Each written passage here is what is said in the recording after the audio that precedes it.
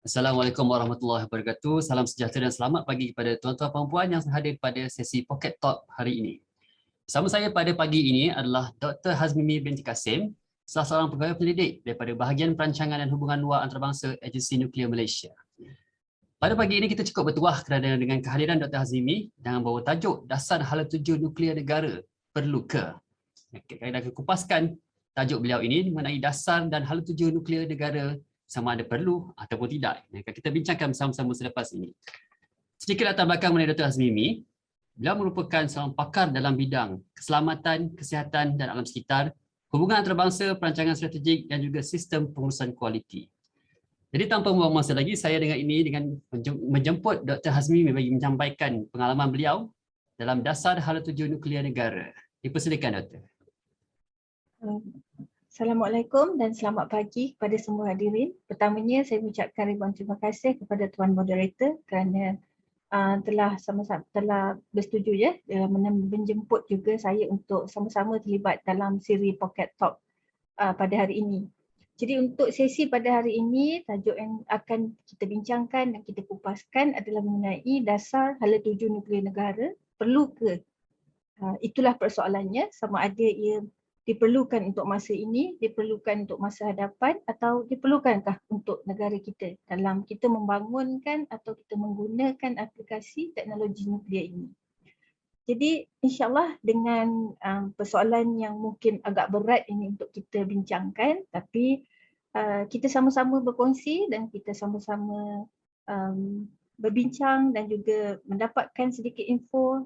Sama saya akan kongsikan juga beberapa hasil kajian, pemerhatian dan juga kaedah-kaedah yang kita gunakan dalam kita melihat atau kita ingin merangka sesuatu hala tuju, terutama di dalam pembangunan teknologi nuklear itu di negara kita. Seterusnya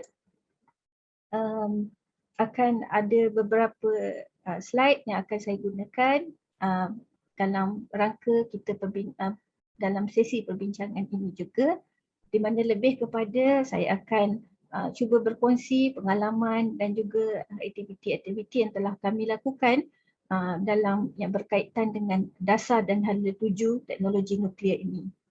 Jadi antara lain kalau kita katakan mengenai dasar ini, dia adalah boleh kita katakan satu perancangan khusus yang kita bangunkan, kita rancang dalam sesuatu bidang atau untuk kita membangunkan sesuatu perancangan yang khusus. Jadi kalau kita katakan daripada segi definisi, dasar ini adalah pendirian yang menjadi asas kepada sesuatu tindakan. Dengan kata lain, kita katakan ia polisi. Jadi kalau tiadanya satu pendirian, satu asas, jadi untuk kita berkembang atau kita untuk melaksanakan pelbagai aktiviti itu agak terhad. Jadi apa yang bahagian kami lakukan di sini ialah kita mengkaji tentang keperluan dasar dalam bidang teknologi nuklear ini di negara kita. Jadi dari kajian-kajian dan perbincangan di mana dalam menentukan dasar ini kita juga mengambil kira pandangan daripada pelbagai pihak yang berkepentingan, sama ada sesama agensi kerajaan kita, pengguna teknologi nuklear itu sendiri dan juga masyarakat awam. Jadi dasar yang ada atau yang ingin kita kupaskan ini adalah dia adalah satu orang kata polisi khusus yang komprehensif yang akan kita gunakan sebagai hala tuju dalam kita menentukan keutamaan strategik untuk kita membangunkan teknologi nuklear ini. Jadi dengan adanya dasar atau hala tuju ini juga kita mampu berupaya untuk membangunkan infrastruktur strategik nuklear negara. Jadi bila kita katakan bahawa sesuatu tentang teknologi nuklear ini dia tidak lari daripada kita perlukan satu infrastruktur atau kemudahan yang akan kita gunakan dalam kita mengaplikasikan teknologi ini. Dan dasar ini juga kita perlukan agar kita dapat mengarus perdanakan penggunaan teknologi nuklear ini secara aman, khasnya secara aman di negara kita. Jadi untuk kita meningkatkan lagi daya saing industri, memperkukuhkan kesejahteraan dan juga untuk membangunkan sosioekonomi di negara kita.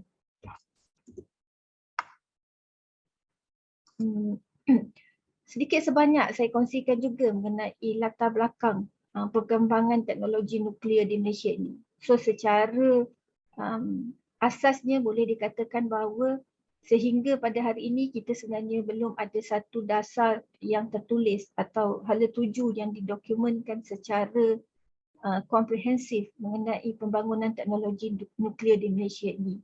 Walau bagaimanapun teknologi nuklear ni bukanlah baru di negara kita. Kita mula-mula menggunakan teknologi nuklear ini adalah terhadap mesin X-ray, di mana mesin X-ray yang pertama digunakan di Malaysia ini adalah pada tahun 1897, iaitu digunakan di Hospital Taiping di Perak. Jadi ini sebenarnya setahun selepas X-ray itu dijumpai. Jadi Malaysia telah terus, pada masa itu kita namakan Malaya, telah terus menggunakan teknologi ini untuk bidang perubatan. Jadi itu adalah salah satu teknologi yang telah bertapak di Malaysia ini. Dan teknologi nuklear ini dia terus berkembang. Daripada mesin sinar X itu sahaja. Kemudiannya kita telah menubuhkan, kita telah ada satu yang dinamakan Puspati, iaitu Pusat Penyelidikan Tenaga Atom Tun Dr. Ismail yang telah ditubuhkan pada 1972. Ini juga adalah satu daripada kita katakan milestone bahawa di mana negara kita nampak bahawa perlunya ada teknologi nuklear itu diaplikasi, digunakan, dibangunkan, dikaji di negara ini. Jadi bila kita bercakap mengenai teknologi nuklear ni juga, kita tak boleh lari juga daripada aspek keselamatan dan perundangan. Jadi pada tahun 1984, negara kita juga telah membangunkan satu akta, iaitu Akta Pelesinan Tenaga Atom Akta 304. Jadi fungsi akta ini adalah untuk mengawal selia dan juga untuk melesenkan dan menjadikan bahawa aktiviti-aktiviti yang berkaitan teknologi nuklear ini dikawal dengan rapi. Dan bermula daripada tahun penubuhan Puspati itu dan adanya kita dikawal oleh akta yang memastikan bahawa kita menggunakan teknologi nuklear ini untuk kegunaan aman, dan beberapa kemudahan-kemudahan yang telah ada sehingga sekarang ini, sama ada terletaknya di Nuklear Malaysia atau terletaknya juga di agensi-agensi lain di Malaysia ini. Jadi dengan adanya pembangunan infrastruktur dan kemudahan-kemudahan ini, teknologi nuklear ini memang terus dapat dikembangkan dan dapat digunakan.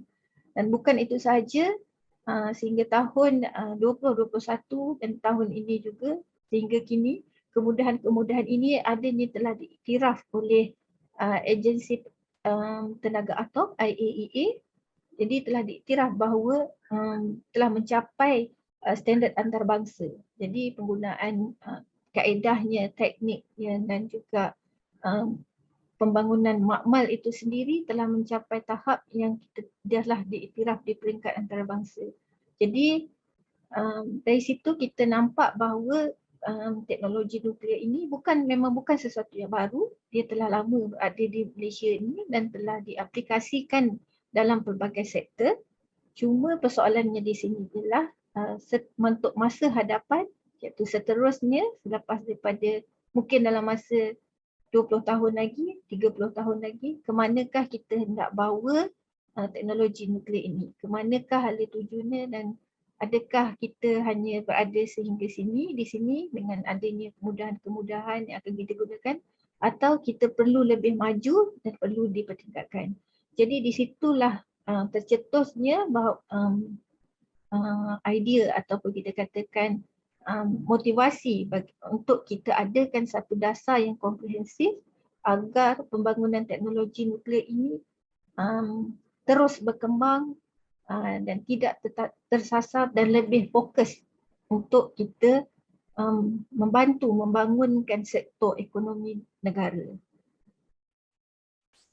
Jadi dalam kita merangka atau bertujuan untuk kita sama-sama membangunkan dasar ataupun hala tuju ke manakah arahnya teknologi nuklear di Malaysia, kita di sini di pihak Nuklear Malaysia dengan pelbagai agensi juga, terutamanya di bawah kementerian kita MUSTI dan juga dengan kerjasama Akademi Sains Malaysia, kita telah mengadakan menjalankan beberapa kajian untuk melihat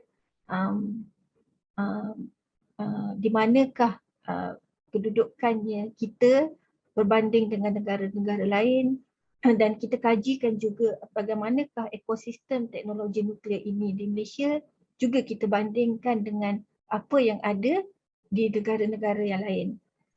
Jadi daripada kajian yang telah kami lakukan ini, mana kita lakukan kajian penanda arasan, iaitu kita melihat dan memerhati apakah yang berlaku di negara-negara di peringkat global ini dalam berkaitan dengan teknologi nuklear.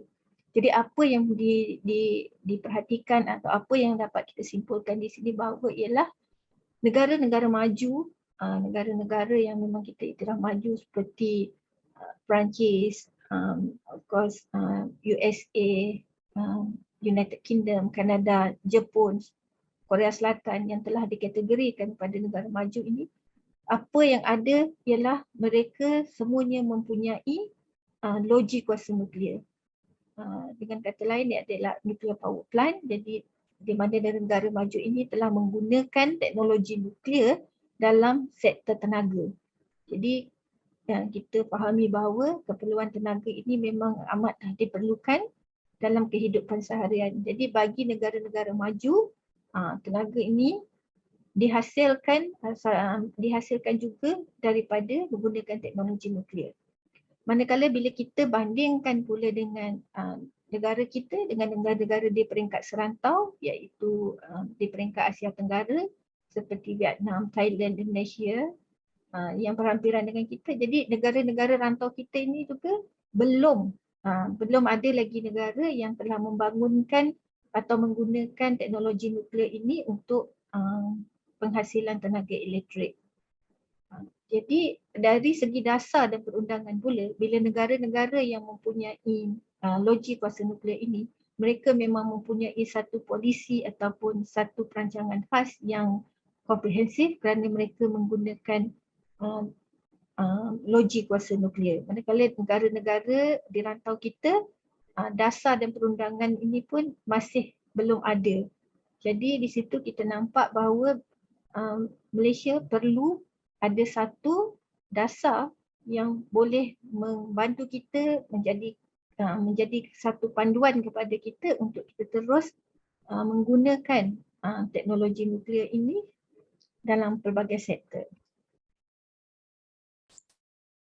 Jadi di samping kita melihat kepada peringkat global, maksudnya apakah yang berlaku di luar sana berbanding dengan negara kita, kita juga telah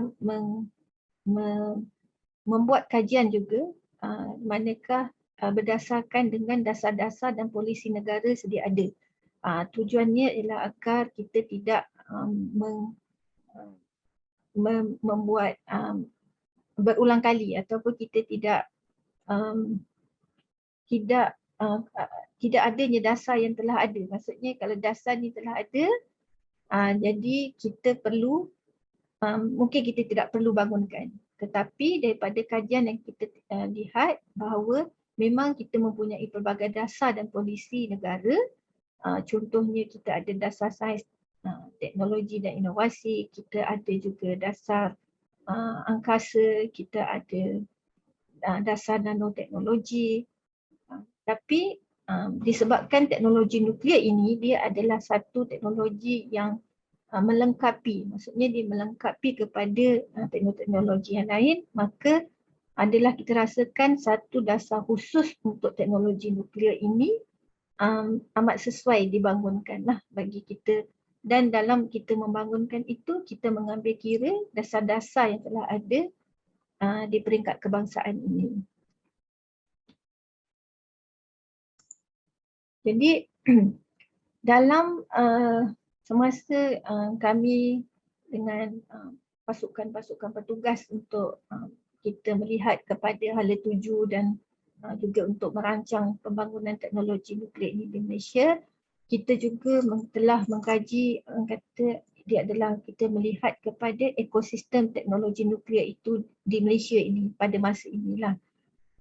Kita telah cuba mengenal pasti isu dan cabaran semasa yang berkaitan dengan teknologi nuklear. Apa yang telah kami gunakan di sini adalah kita menggunakan kaedah 8I, iaitu kita melihat dari segi integriti,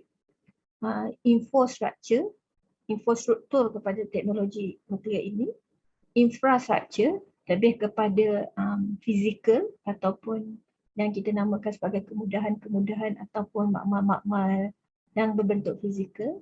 Yang keempat, kita melihat kepada pengantarabangsaaan, di mana I yang di sini adalah internalization. Kemudian kita juga melihat kepada modal intelek, intellectual capacity. I yang berikutnya adalah berkaitan dengan institusi yang ada, kemudian interaksi dan juga insentif. Jadi berdasarkan 8I yang telah kita jadikan sebagai asas untuk melihat ekosistem teknologi nuklear ini, memang ada beberapa isu dan cabaran yang memang perlu kita tangani dan ianya memang berkaitan dengan teknologi nuklear. Antaranya adalah berkaitan dengan sistem tadbir urus dan rangka kerja kawal selia. Di mana sistem tadbir urus ini yang kita nampak bahawa teknologi nuklear ini sebenarnya dia digunakan dalam pelbagai sektor. Bukan hanya satu sektor saja. Contoh sektor yang saya nyatakan adalah ia digunakan dalam bidang pertanian, ia juga boleh digunakan dalam bidang perubatan.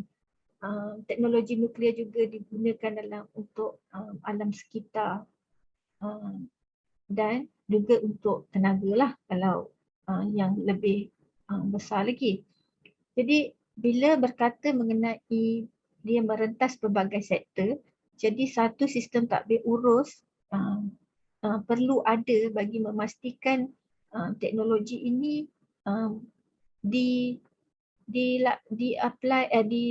digunakan dengan bersepadu. Maksudnya ia tidak satu-satu agensi sahaja yang hanya menggunakan satu-satu sektor sahaja. Jadi dia perlu ada satu sistem tadbir urus yang mengawal dan juga menyelaras penggunaan teknologi nuklear ini.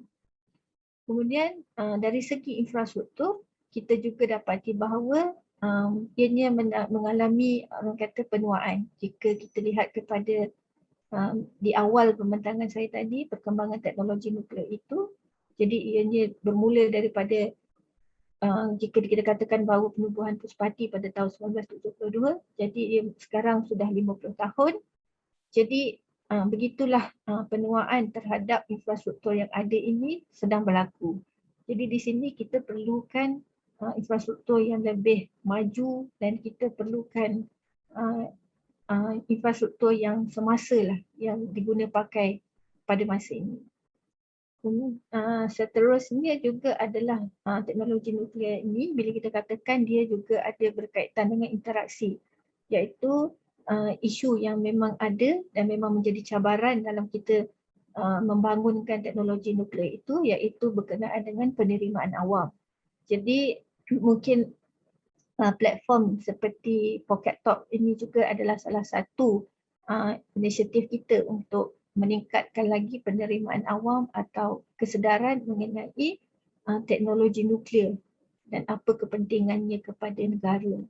Jadi dengan adanya isu-isu dan cabaran ini yang perlu kita tangani, maka dasar dan hala tuju ataupun kita katakan pendirian asas perlu kita bangunkan untuk memastikan atau kita boleh mengurangkan isu-isu yang berkaitan dengan teknologi nuklear ini.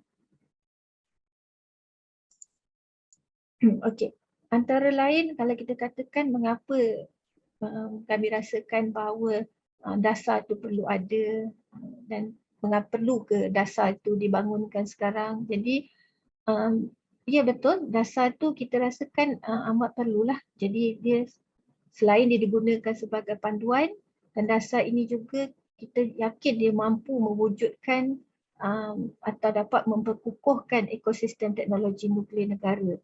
Jadi kita perlu teruskan kelestarian teknologi nuklear ini dengan kita mengambil manfaat daripada teknologi nuklear ini untuk pembangunan ekonomi, penjanaan pengetahuan dan juga untuk kesejahteraan rakyat.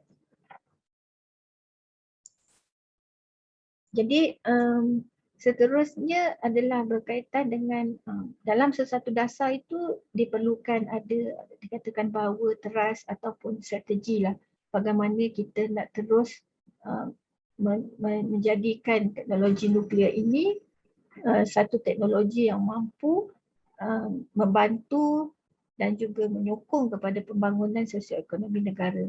Antara lain, dia juga ini berkaitan dengan isu dan cabaran tadi, di mana kita perlu memperkukuhkan tadbir urus dan platform kerjasama.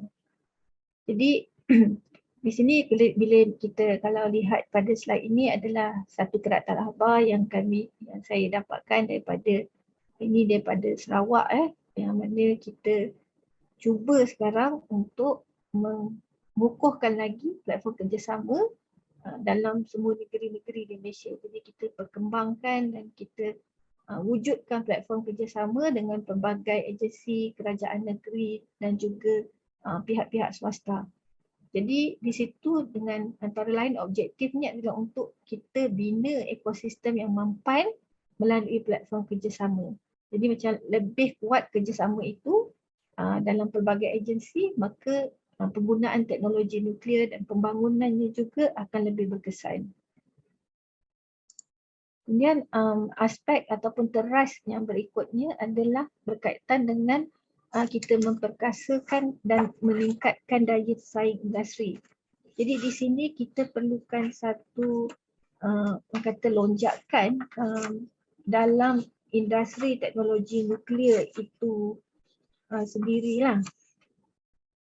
Jadi di sini juga kita akan cuba melonjakkan industri teknologi nuklear ini ke atas rantai nilai global dan seterusnya boleh menjadikan kita sebagai antara pemain utama dalam bidang teknologi nuklear ini di peringkat serantau ataupun di peringkat global. So jadi dia lebih kurang macam inilah. Sebagai contohnya adalah untuk kita memperkasa dan meningkatkan daya saing ini adalah berkaitan dengan produk-produk yang kita hasilkan menggunakan teknologi nuklear ini. Jadi produk-produk ini kita perlu beralih ke arah penggunaan industri yang mempunyai nilai tambah dan mempunyai teknologi tinggi. Jadi sebagai contoh dia adalah baru-baru ini jika kita perhatikan bahawa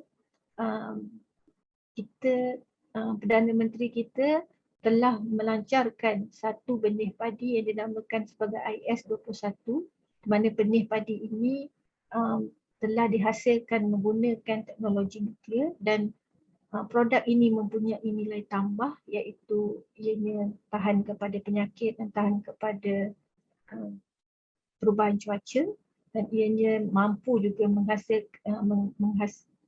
menghasilkan padi beras yang lebih banyak. Jadi di sinilah yang dinamakan bahawa kita ingin meningkatkan daya saing industri itu dengan menggunakan teknologi itu sendiri, menggunakan teknologi nuklear.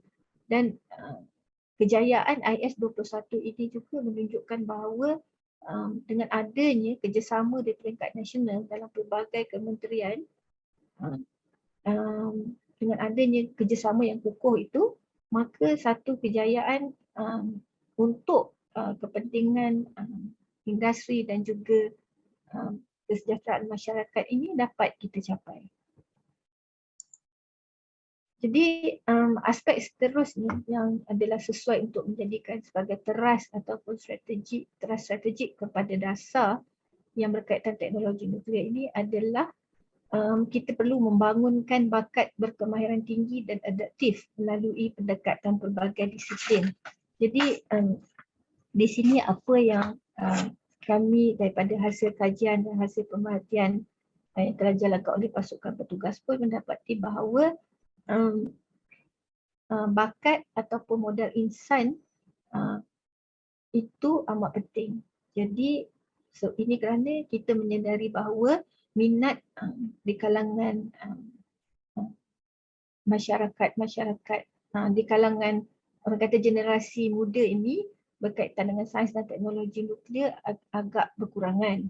Jadi daripada pemerhatian tersebut, kita rasakan bahawa kita perlu bangunkan satu bakat teknologi nuklear yang dapat memenuhi objektif negara pada masa hadapan. Jadi kita perlukan satu strategi ataupun inisiatif yang bermula daripada peringkat awal untuk menambah minat atau kita memastikan bahawa kita mempunyai golongan pelapis yang mempunyai pengetahuan dan juga mempunyai kemahiran dalam bidang teknologi nuklear. Jadi ianya bukan sahaja untuk yang pada masa ini, tapi dia lebih kepada untuk pada masa hadapan. Maka kita juga faham jika berlakunya penuaan daripada segi infrastruktur, begitu juga masalahnya terjadinya juga dikatakan kekurangan pakar-pakar di dalam negara yang berkaitan dengan teknologi nuklear disebabkan oleh modal-modal insan atau pakar-pakar yang ada ini juga telah menamatkan perkhidmatan, telah bersara dan tidak lagi terlibat. Jadi dengan itu kita rasakan satu elemen yang paling penting adalah mengenai kesinambungan bakat-bakat yang perlu ada di negara kita yang perlu mahir dalam teknologi nuklear. Seterusnya aspek yang keempat yang kita rasakan amat penting untuk kita lihat, untuk kita punya hala tuju yang jelas adalah berkaitan dengan penyelidikan dan inovasi dalam teknologi nuklear. Jadi di sini kita faham bahawa R&D iaitu penyelidikan dan pembangunan itu amat penting dan sekiranya kita untuk menghasilkan sesuatu inovasi untuk kita terus maju memerlukan R&D yang baik dengan yang dilengkapi dengan infrastruktur dan juga modal insan yang mahir. Jadi berdasarkan kepada keempat-empat strategi ini, kita rasakan bahawa jika kita kukuhkan elemen-elemen tersebut, maka kita akan mempunyai satu hala tuju yang jelas dan ianya dapat digunakan bukan sahaja pada masa sekarang ini, tapi lebih kepada jangka masa yang lebih panjang, lebih jangka masa hadapan. Kerana kita faham kita perlu bersaing dengan negara-negara di peringkat global untuk kita terus maju dalam pelbagai bidang. Jadi dalam kami cuba ataupun kami merangka melihat kepada ke manakah hala tuju dan apakah dasar yang amat sesuai ke yang perlu ada untuk teknologi nuklear ini, kita juga telah mengenal pasti 6 sektor fokus utama dalam teknologi nuklear yang perlu kita berikan perhatian dan kita majukan lagi, kita kembangkan lagi sektor-sektor tersebut. Maksudnya di sini dalam boleh kita katakan 50 tahun yang terdahulu kita telah jalankan kajian, kita telah aplikasikan teknologi nuklear itu dalam beberapa sektor. Tapi untuk masa hadapan juga sektor-sektor ini perlu lagi kita kembangkan selaras dengan perkembangan semasa di peringkat global. So antara sektor fokus yang dikenal pasti yang memang memberi impact ataupun memberi manfaat yang sangat tinggi kepada negara kita adalah mengenai perubatan dan penjagaan kesihatan. Jadi kita faham bahawa berdasarkan data dan statistik yang ada di negara kita, pesakit-pesakit kanser ini semakin bertambah hari ke hari. Maka keperluan radioisotop ataupun radiofarmaceutical punya produk adalah amat tinggi, di mana kita tahu teknologi nuklear ini antara teknologi yang mampu membantu daripada awal, daripada kita mengenal pasti penyakit itu dan jugalah sehingga kepada tahap untuk kita merawat. Walau bagaimanapun sihat atau tidak sesuatu pesakit itu berdasarkan jugalah kepada kekuatan diri masing-masing. Tetapi salah satu alternatif ataupun kaedah yang boleh digunakan adalah menggunakan perubatan nuklear. Jadi kita perlu pastikan bahawa keperluan pembekalan radiofarmaceutical produk ni ataupun radioisotop yang banyak digunakan dalam mengenal pasti dan juga merawat penyakit kanser ini sentiasa ada, dan kita tidak lagi boleh berharap untuk mendapatkan daripada pasaran import. Jadi sekiranya Malaysia sendiri mampu menghasilkan radioisotop ini, ianya pasti akan dapat membantu sektor perubatan dan penjagaan kesihatan di negara kita. Sektor yang seterusnya adalah berkaitan dengan makanan dan pertanian. Jadi memang kita faham masalah global juga mengenai keselamatan makanan, food security. Maksudnya perbekalan makanan itu kepada rakyat ataupun populasi penduduk itu juga satu aspek yang penting, bukan saja sekarang tapi juga untuk masa depan. Jadi menggunakan teknologi nuklear ini, kita mampu menghasilkan beberapa varieti baru. Contohnya macam padi tadi, itu adalah salah satu daripada penghasilan kajian daripada dalam bidang makanan dan pertanian. Begitu juga dengan keselamatan makanan, ketulinan makanan itu sendiri, dan juga kita katakan pertanian pintar. Jadi menggunakan teknologi nuklear ini, kita mampu untuk membantu dan menyokong industri makanan dan pertanian negara. Kemudian sektor ketiga yang diberi fokus juga adalah mengenai pembuatan peranti dan peralatan. Ini lebih kepada peranti-peranti dan peralatan yang berkaitan teknologi nuklear. Contohnya kita ada peranti untuk mengesan tahap keradioaktifan, yang mana sekarang kita memang bergantung kepada pasaran import atau daripada luar negara. Jadi di sini sekiranya kita mempunyai satu strategi dan inisiatif untuk menghasilkan sendiri ataupun kita mampu menyelenggara peralatan-peralatan ini juga akan meningkatkan lagi industri pembuatan negara. Sektor seterusnya adalah berkaitan dengan pengurusan alam sekitar dan sumber asli. Jadi kita juga tahu teknologi nuklear ini adalah menyumbang dan boleh membantu kita menguruskan alam sekitar, terutamanya untuk perbekalan sumber air, udara dan juga tanah. Jadi teknik yang kita gunakan adalah menggunakan teknik teknik isotop stabil. Jadi di sini kita merasakan bahawa untuk alam sekitar ni memang kita tidak boleh lari daripada masalah pencemaran. Sama ada pencemaran plastik, air, udara ataupun udara dan air. Jadi di situ penggunaan teknologi nuklear ini harus diperkembangkan. Di mana sekarang pun kita telah mempunyai pelbagai data-data yang dapat membantu mengesan punca-punca pencemaran tersebut.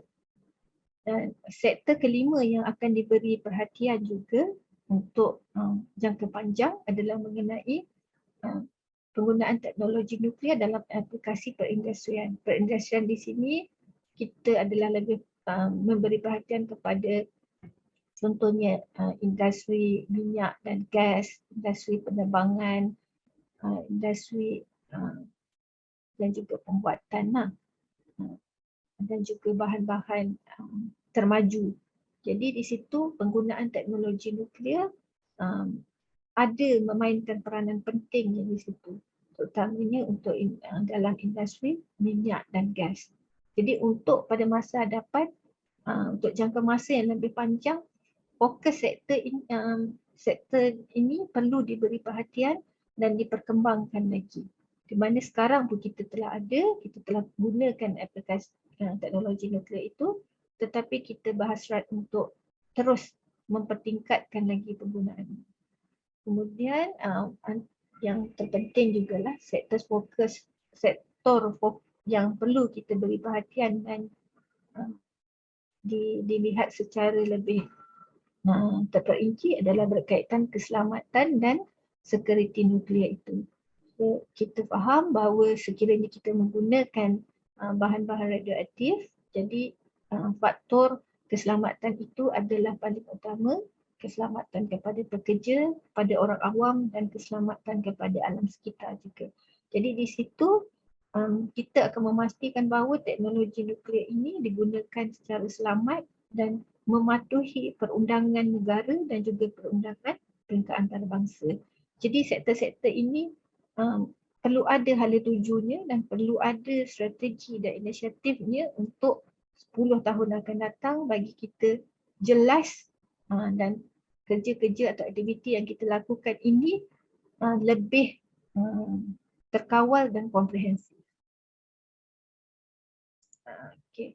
So salah satu faktor semasa kami sama-sama membincang atau kita melihat kepada keperluan dasar berkaitan dengan teknologi nuklear ini adalah juga kesediaan masa hadapan. Dia lebih kepada kita melihat adakah pada masa hadapan ini kita memerlukan teknologi ini yang lebih meluas dan juga penggunaannya dalam pelbagai sektor. Jadi bila kita melihat kepada kesediaan masa hadapan, kita juga perlu mempunyai satu kemahiran untuk pembinaan inovasi dan juga kemahiran digital dan sistem perundangan.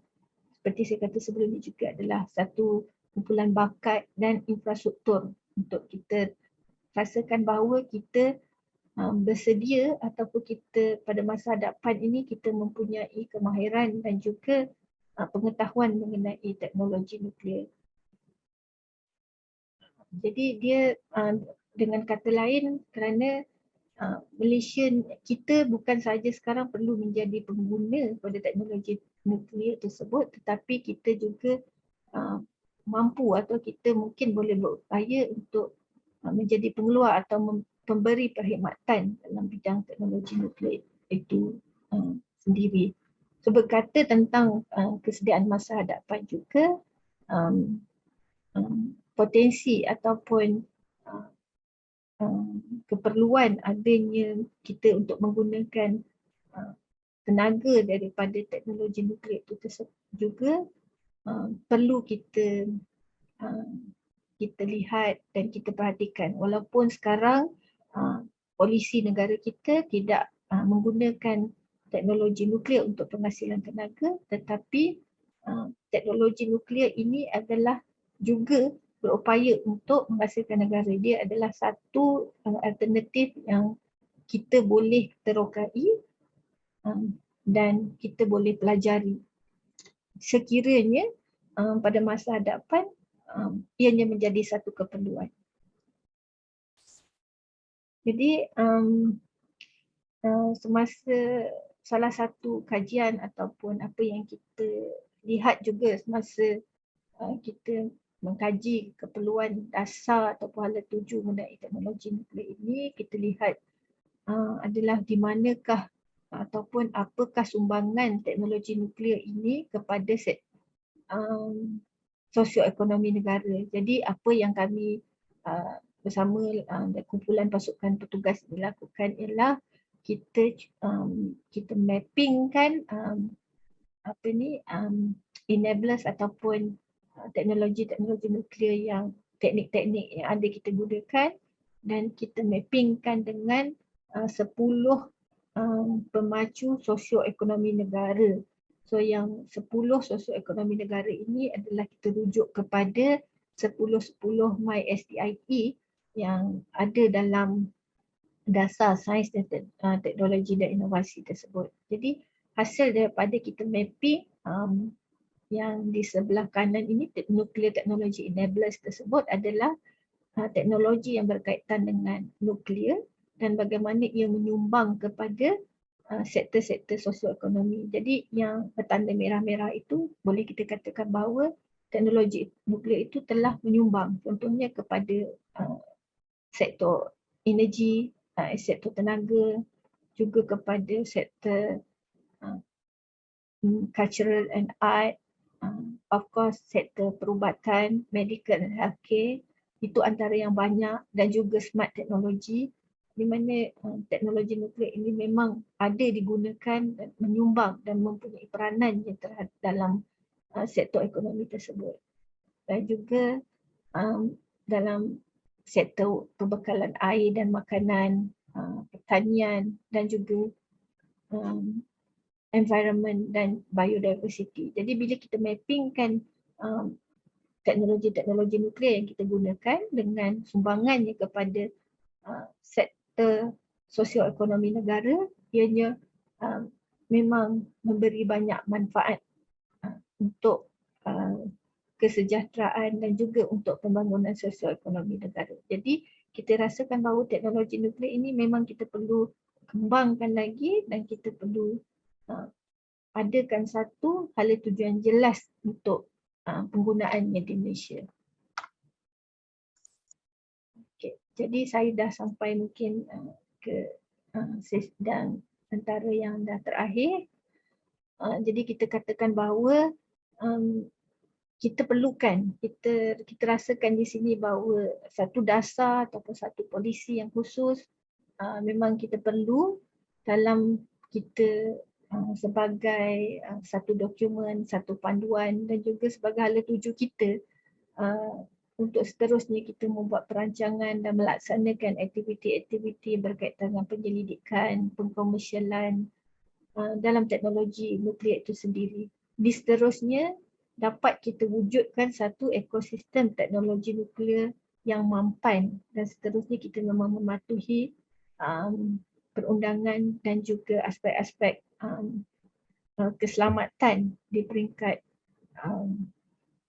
kebangsaan dan juga antarabangsa.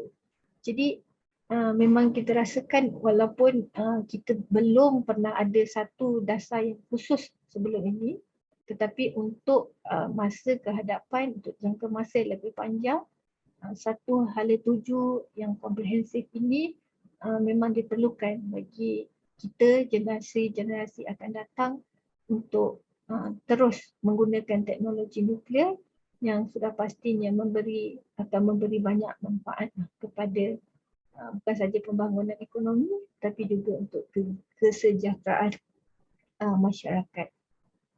Jadi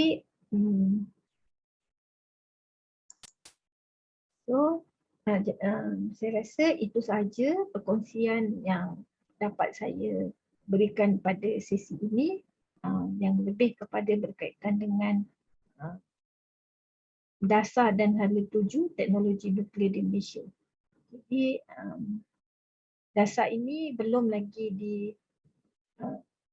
dilancarkan atau digunakan, tetapi kita hanya dalam proses merangka dan segala maklumat ataupun maklum balas daripada semua memang juga masih kita alu-alukan untuk memastikan bahawa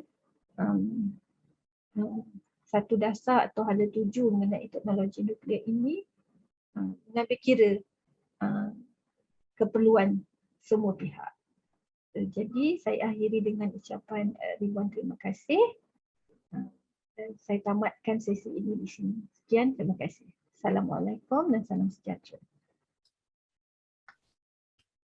Waalaikumsalam warahmatullahi wabarakatuh, dan terima kasih ucapkan kepada Dr. Hazmimi di atas perkongsian tadi. Walaupun kita nampak tajuk ni tajuk yang agak berat mengenai dasar dan hala tuju negara, tapi ini bukan satu tajuk yang cukup penting saya kira, memandangkan kita sedang mengorak langkah ke arah penggunaan teknologi nuklear dalam fasa-fasa industri kita, dalam kita punya negara. Dalam masa yang sama kita cuba lihat bagaimana nuklear ini berperanan dalam membangunkan negara kita nanti. Dan terima kasih ucapkan sekali lagi kepada Dr. Hazmimi di atas perkongsian pengalaman serta perancangan Malaysia mengenai nuklear tadi. Dan kepada tuan-tuan puan yang baru menyertai kami, diharapkan tuan-tuan puan dapat terus bersama kami dalam Minggu Sains Negara. Kita ada pelbagai lagi aktiviti, pocket talk, kita ada webinar, kita ada seminar, kita ada forum dan sebagainya, yang mana kita akan terus laksanakan aktiviti ini melalui website minggusainsnegara.com sehingga hujung Oktober tak silap saya. Baik, itu saja daripada saya. Sekian. Wabillahi taufiq wal hidayah. Assalamualaikum warahmatullahi wabarakatuh, dan terima kasih lagi sekali lagi kepada Dr. Hazmimi.